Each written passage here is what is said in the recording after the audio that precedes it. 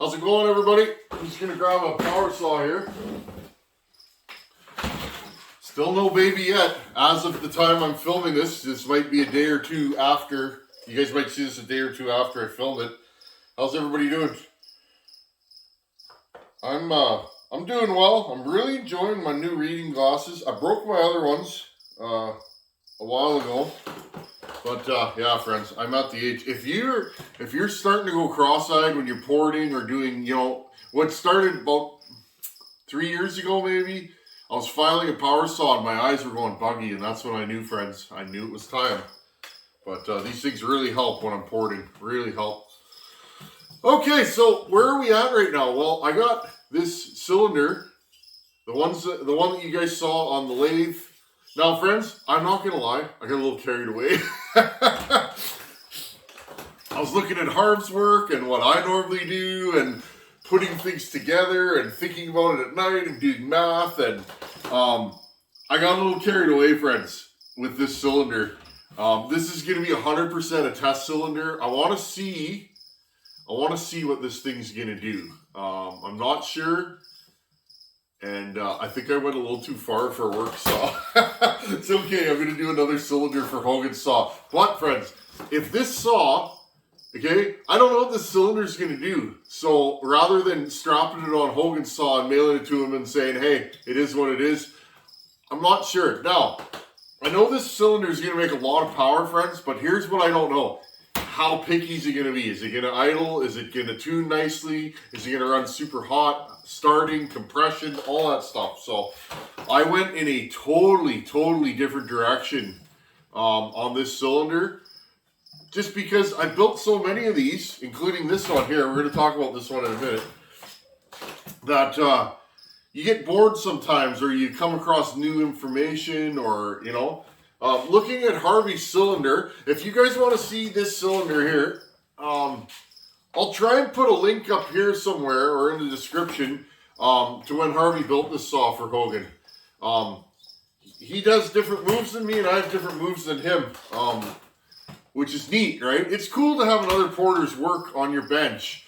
Now, I know a lot of people don't like that, or it makes them squirm a little bit. For me, friends, I don't think I can copy Harvey's work. It's really hard to grind the same way as another man. In a lot of cases, I think that's the difference, friends. It's the textures and shapes, and, maybe your exhaust port's a little wider or a little narrower or a little higher. You know what I mean? Like, I honestly, friends, I hear it all the time from porters, and it's like, I think it's way more difficult to copy another guy's work than people would, think. So what I did here, people were calling this the Iron Man saw. Well, that's kind of what it is. There's some Iron Horse moves in here and some Tin Man moves. And what I did is I put them together and then jacked it up. Basically, friends, what I just did, this saw, now friends, this saw right here, this is the one we built for Buckins. You guys remember this saw. Go back in the channel. Last summer, I built this saw. I'm going to get a pair of ear muffs because this thing is super long. Okay, friends, I built this saw for Buckins.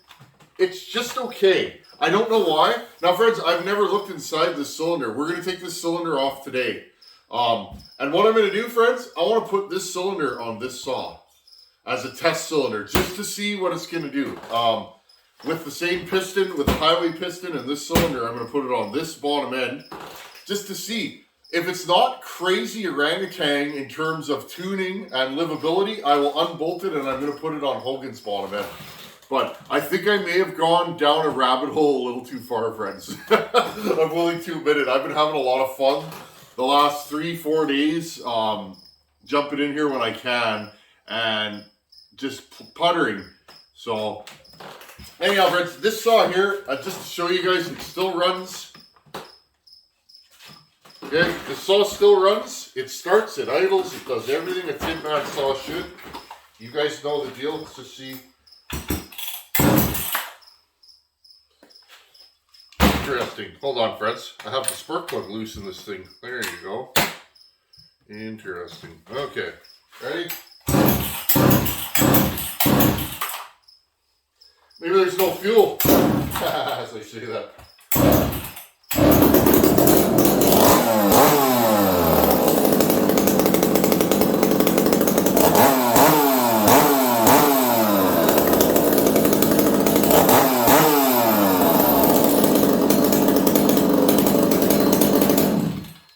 this thing still runs.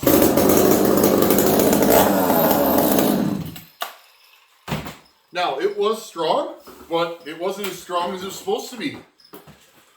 That's why I like building saws for Buckin, because he knows things, friends. He has been on a saw for 25 years, and he's been running ported saws forever. So he knows what a saw is supposed to run like and feel like and sound like. So it's like, this saw is really strong, but I was hoping it would be stronger, and so was he, so I was like, I'll send it back.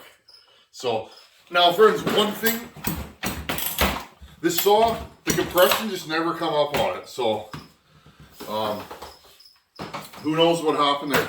Anyways, in today's video, let's take the top end off this, and I want to put this cylinder on today. That'll probably be another video. I'm going to retime this cylinder on this bottom end to make sure things line up. I did everything, okay? Every trick that you can do to a two-stroke, I did to this cylinder. Probably because my mind is going, because we still don't have the baby. I'm kind of waiting, right, friends? So you guys know the deal. A lot of you have said the waiting's the hardest part, so, and I agree. So anyhow, friends, I'm going to clean this thing off. I want to take this top end off today.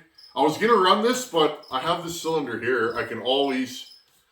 Once I open it up, I can see and go from there. I can always do further moves to this thing and try and get it a little bit angrier. But I don't think this cylinder is going to be usable. If we didn't get enough compression, maybe the pop-up should have been bigger or whatever. I don't think I can lower the cylinder much more. If I do, I'd have to JB weld it. I'm not a huge JB weld fan in intakes. I mean, I could, but we'll cross that bridge when we have to. But I would like to play with this top end some more. Friends, I'm almost at the point with these 66s, there's enough interest in them that I kind of just want to build a test bottom end. Like this one here, I was looking at it the other day. I kind of want to take this bottom end, build it as a test bottom end, and then start doing silly things to 266s and just see what I can do with them. I think that might be coming down the pipe. I've built so many of these things, and they're all different. Some of them I really like. It depends too, friends. These are really good if you're cutting softwood. You can make these things super fast, but that same saw in hardwood, you know what I mean? So it's you gotta pick where you want to make your power with these particular saws. They're hard to get both, especially the 272 because it's so overbore. So anyhow, friends, I'm gonna rip this thing down and let's have a look at what the deal is with it. Let's tear this thing down and see what the deal is with it. Now I know what kind of a builder would do this. Well, friends, I'm not a power saw builder. I'm a guy who builds power saws. There's a difference. Okay, friends, now first things first. We've come a long way since we were throwing these together. This is the intake setup I built for Buckin here and mailed to him. We don't do this anymore, at least I don't. The impulse there, it's proven to be very problematic, so I don't do it anymore, friends. So if you guys have gone back and look at the build of this, we had nothing. Well, and I say we, the proverbial we, Buckin had nothing but trouble with this impulse line. It would work, it wouldn't. I didn't really have any trouble here, but the saw also needed more break-in time, so it was one of those things, and I said, okay, I'll send it to you, you break it in, yada yada. Okay, I'm going to get some tools here, friends, and let's pull this thing down. I want to see. Okay, let's get this off. I like showing you guys the teardown. I know it helps. Building your power saws right here. Choke rod. I have no clue what kind of carbs on here now. No clue. It's a something. I think this saw is actually sporting a 395 carb. So at this point, again, custom linkage. if you want to build a saw like this, it's totally doable, friends. You do need a lathe, and you you're gonna need a lot of carbs so that you can, you know what I mean, so you can kind of mix and match. You never know what a saw like this is gonna want. This carb might not be happy on this other top end. Okay, and all I do is I'll pop the cap just a little bit, which will let this vent. It shouldn't leak. Okay, so there's all that undone. Impulse lines out of the way. Let's pull this pipe off. Pretty cool that I have one of the famous bear claw pipes on my bench. Pretty cool. And I get to try it out and see how it works. See if I have the right, there we go, Allen key here. Now again, friends, you guys are probably, some of you are going to say, wow, look how that looks. Friends, this pipe works. Now for me personally, when I'm cutting, never do I go, wow, or I wish I brought a better looking saw. You know what I mean? That's never a deal. If a saw just literally cuts, I'm in. You guys know what I mean? So this thing works really, really well.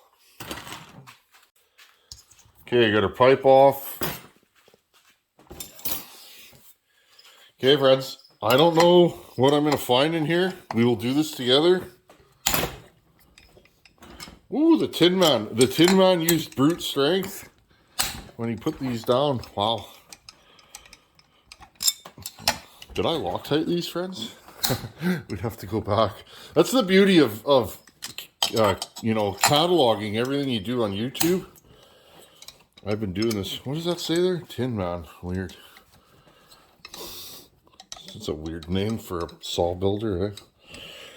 Yeah, the fun thing about cataloging, I'll move my hand here, friends. Everything on YouTube is, oh, we're leaking gas. There it is. I can literally go back a year or two later and look at a saw I built and just see. And remember, this has that Ford CCC piston. Now, I can't remember at this point, friends. Is this a Titan nickel cylinder or a regular cylinder? I do not know, and I can't remember. I gotta look in my book. It'll be written down in my book for sure. Or go look at a video, but let's see what we got here. I don't know if this thing broke in. This saw the compression never came up in it. We were thinking break-in. I sent it to Buckins needing break-in. He graciously said, yeah, I'll break it in for you. And then that's kind of where we left it. The saw just never woke up. It is strong. Don't get me wrong. It's very strong, but it's not at the level it needs to be. And again, for those of you that say you got to use base gaskets, I don't argue, but I show you with results, right? Friends, okay, you got to take these. Pull this off. Okay. Here, friends. So, okay, let's have a look-see together. I'll turn the light on. Okay, so friends, I don't do this anymore. I don't like the impulse line in there. You can see what I did to the intake. And again, I don't do my intakes like this anymore. Okay, but you guys can see what I did there. Kind of interesting. Big deep transfers. We cut the bottom off. Okay. Exhaust port looks good. Cylinder plating looks minty. Okay. Piston has not been touching there, so you know most of the load is on the intake side. But again, still, and I mean, there's no ring going over there, friends, but still not a lot of time on this saw. And again, right here, you can still see the hone pattern in a lot of spots on this cylinder. So, but whatever, it didn't run good. So it's hard to break in a saw that's not running good. Okay. That's a good coating on that CCC piston. As you guys can see, piston looks good. There's no damage. There's no scratches. Okay. There's a little mark here and there, but I mean, that's from particulate. So right there, friends, you know, that's a quality piston. Same thing Everything looks good. So exhaust side of the piston is clean. Hold on, I'll get you guys a close-up of that. There's a close-up of the exhaust side of the piston. No scratches, no marks. And again, that's a testament. Chamfering and polishing your piston should look like that. Okay, our little pop-up that we made. And again, friends, everything looks good. I just have it braced against the tripod here so I don't move it. Okay, everything looks good in this piston. No blow-by. So, I'm not sure, friends. We got a little bit of blow-by on this side. I feel like this ring needed a little more time to seat, but, I mean, all in all, friends, it doesn't look too bad, so who knows what happened. Again, though, friends, so to kind of summarize this, I love looking at my own work that's been run for a while. I do. I enjoy it. I really do. It's nice to see what your machines do, okay? Now, again, friends, you see the wash pattern on this piston. They come out of the transfers, bounce. You want them to hit about here, okay? And then it hits, they hit here, swirl, and come around. Well, this thing hasn't been feeding from this side, okay? A lot of heavy, loose carbon coking in the cylinder. It's just like this thing was running very inefficiently for its whole life. So, yet, funny story is, friends, the exhaust port's pretty clean. So, it is what it is. Pretty interesting. Bottom end feels good. Nothing to report there. Clean, shiny. So, we didn't have a failure with this saw, friends. It just didn't really make the kind of power we wanted. Well, I know why. Right here, okay? That tells me 1000% that this saw was not happy. It was not getting proper flow on this side of the transfer, but it was on this side. All that fuel is washing the piston, right? Right here. Hitting and going back. Well, this side was doing something different. And again, we know that this impulse line is there, so it is what it is, friends. This is the fun of experimenting, but again, you never know what a saw is going to do until you do it. So, pretty cool. Okay, friends, let's talk about these transfers and the impulse line. When I took apart the Iron Horse built saw, which has the same line, you can tell that Harvey and I talk. We both had issues with them, okay, friends? I don't do this move anymore. I realize that a Johnster at 670 has an impulse line there, and it works. We're finding, at least I am, that this setup's not the best, okay? This one's not leaking and didn't come loose, but it still had its fair share of problems. So, you guys were mentioning drilling and tapping, putting a nut and bolt through there, welding it. Well, you might be able to weld this, friends. This is very thin. When you do as much grinding as some of us do on the transfers, you start widening them. You end up with not a lot of material there. You probably couldn't drill and tap it. Now, if you put a nut and bolt through there, which is probably the best way to seal it, you'd be blocking this whole area with the head of the bolt, so which would create some disruption in flow. So, I don't think that would be a good deal either, friends. So, anyhow, we may revisit this later. You can see it's not broken in all the way. The ring only goes down so far, right? So, there's your factory crosshatch. And again, a little bit on this side.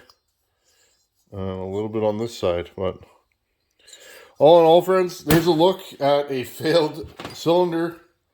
Good times. I might be able to do something with this, and I think I'm going to. I really do. I don't like this intake shape anymore. Not on these. I think we can do something with this. Okay, friends. Well, I've been dying to do that. That wasn't the plan for today, but I thought, in between all this chaos that's going on right now, let's take this thing apart and just have a look at it. I'm in and out of the shop. I like to run in and check on Mama Bear, and then I run back out here, work for a while, and that's just kind of the way it's been. So